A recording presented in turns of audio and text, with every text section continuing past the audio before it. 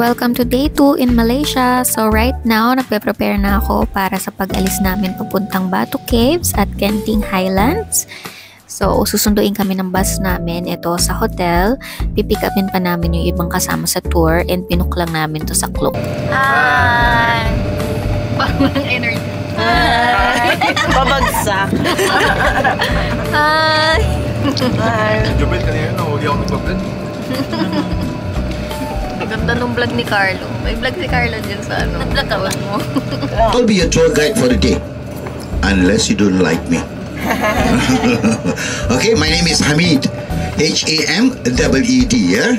Okay, those who forget my name, if you're from Philippines, you can call me Coco Martin. Wow! Alright. If you're from Indonesia, you can call me Joe Taslim. Alright, okay. So, ladies and gentlemen, 3 programs today. We have 3 programs. First of all, we are going to visit the Batu Cave Temple. Spend around 1 hour there. Then after that, we are going to go to a local product for you to taste the white coffee and also the honey.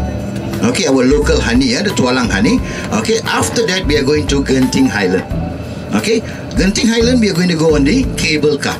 Okay, by the time we pick you up from Genting Highland, you come back to the hotel in the city. It will be around 6:30, 7 o'clock. Latest lah.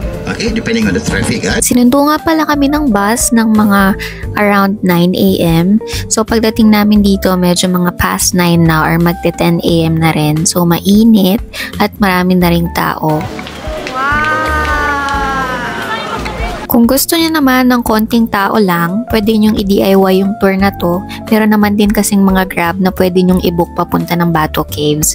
So, pwede niyong agahan para less tao, less init, and ma-enjoy niyo yung view. Kami, pinili namin na i-book na lang yung tour via Klook kaysa mag-DIY para less hassle na rin.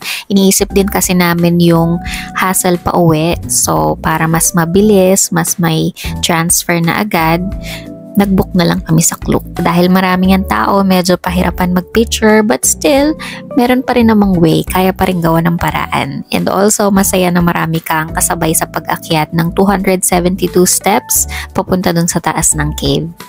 Bago nga kami umakyat, sinulit na muna namin yung pag-picture sa baba habang hindi pa kami pawisan kahit na maraming tao.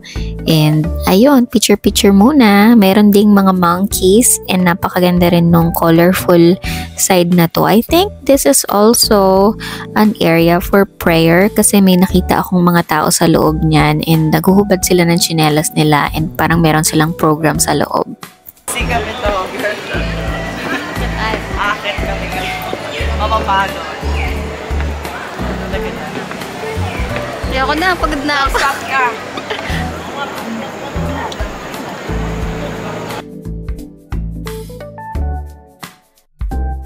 She made it! We did it!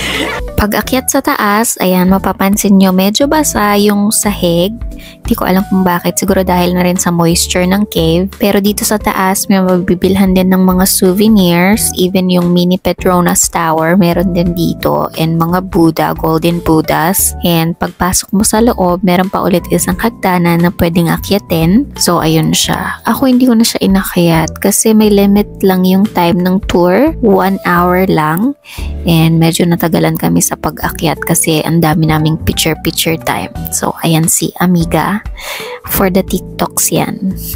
Dito pala sa Batu Caves, bawal yung maiiksing damit for girls and also bawal din yung kita yung shoulders. Make sure lang na you dress appropriately. Also then, if magsi-CR kayo dito sa Batu Caves or gagamit kayo ng restroom, napakalayo ng restroom nila. So pagbaba nga namin, ito na yung scene, napakaraming tao. And naghahanap kami ng restroom. So naiwan kami ng bus dahil sobrang layo pala ng restroom nila.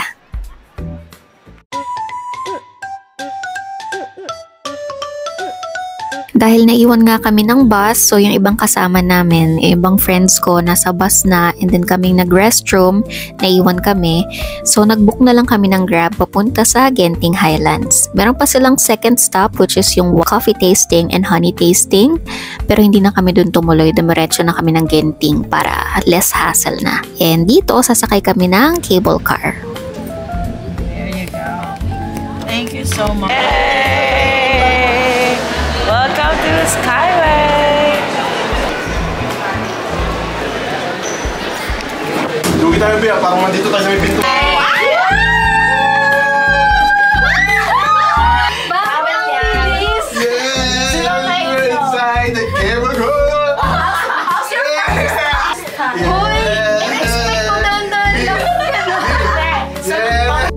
By the way, this is my first time riding cable car, kaya yung mga friends ko nananakot sila kasi tatlo kami na first time magsasakay ng cable car. And then after that, magta-transfer. Then after namin mag-transfer, aakyat ng Genting Highlands. Ayan, gloomy na yung panahon, umuulan-ulan, umaambon-ambon. And ito na yung makikita pagpasok ng Genting Highlands Mall. So dito, merong mga restaurants, shopping mall, casino, meron din ditong ayan, amusement park indoor. So ayan, maraming pwedeng gawin.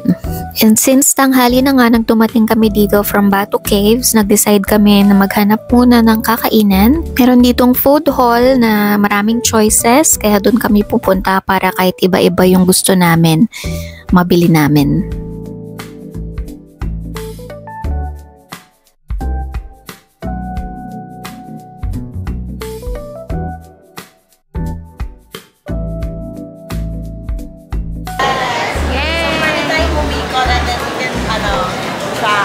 Found our spot. Dito kami magla-lunch and pakita ko lang sa inyo yung mga available food stalls. Yung mga pagkain, merong Chinese food, Indian food, Malaysian food, and also affordable din yung mga pagkain dito. Tumatanggap din sila ng card. If wala naman kayong card, pwede yung ipalit yung cash nyo. Meron sila dyang parang machine na nagko-convert into a card and yun yung gagamitin yung pambayad.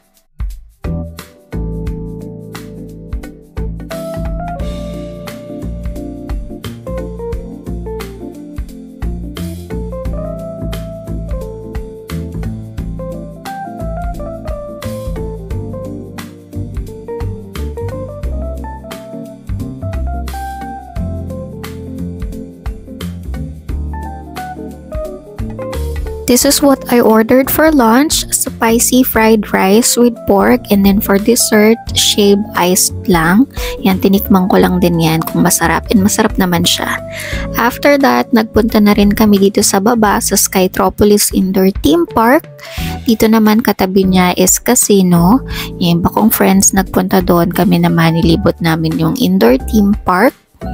Then, ito, may mga rides din naman siya and games and maraming mga mabibili. So, if may kasama kayong mga bata, I think maganda silang dalhin dito.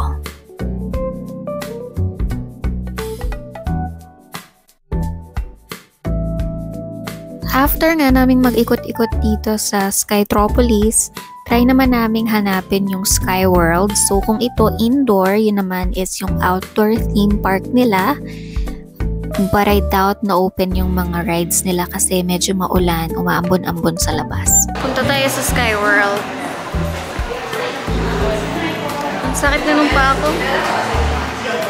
Tama na, nandito na tayo sa labas. Nararamdaman ko na yung air. So, we're on the right track. Naliligaw kami kanina pero andito na kami. Ayan na. Ayan na ang signage. Sky World Genting Theme Park. Wow! Cable car. Parang bata. After ng mahabang lakaran, ayan, narating na rin namin yung entrance ng Sky Worlds. So dito, separate pa yung bayad dun sa binayad namin sa Klook na binook namin. After naming mag-ikot sa Sky Worlds, tinundo kami ng bus at 4 PM. So sumakay ulit kami ng cable car and then pumunta kami ng Pavilion Mall and dun kami nag-dinner. And that's the end of day 2. See you on day 3!